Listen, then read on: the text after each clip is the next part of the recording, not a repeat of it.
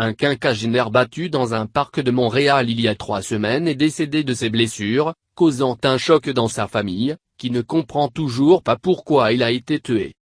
Mon père avait un bon cœur. On l'avait vu la veille, pour faire des commissions.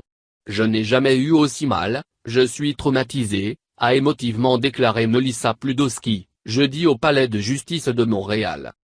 Le drame qui a coûté la vie à Christophe Pludowski est survenu le 26 mai dans un parc proche du métro Attevatet, à Montréal. Les circonstances sont encore nébuleuses et l'enquête policière n'est pas terminée, mais il semblerait que tout ait commencé par une dispute entre la victime et une femme. Frappé à la tête. Pendant que les deux se disputaient, un homme, Matej Kroksén, serait intervenu en lançant un objet à la victime. Kroksén aurait ensuite saisi une planche en bois et aurait violemment frappé M. Pludowski à la tête, selon ce qu'il a été possible d'apprendre.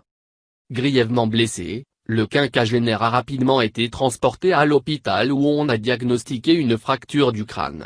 Pendant des jours, sa famille priait pour qu'il guérisse, mais leurs espoirs ont été anéantis le 7 juin.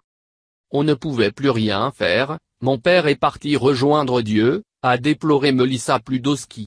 Je n'ai pas de mots pour décrire ce que je ressens. Mon papa, c'était mon meilleur ami et je l'ai perdu. Accusation. Matej Kroksén.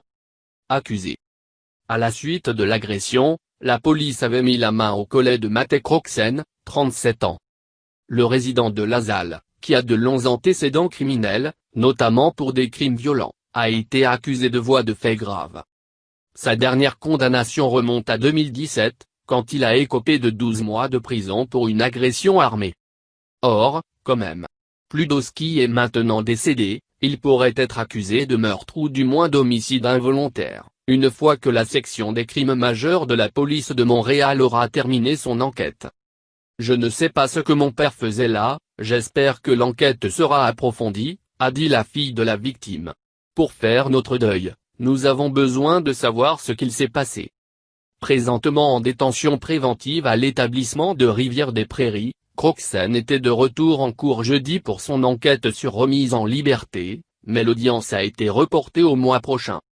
L'accusation va changer étant donné que le plaignant est décédé, a commenté son avocat, Patrick Boulet.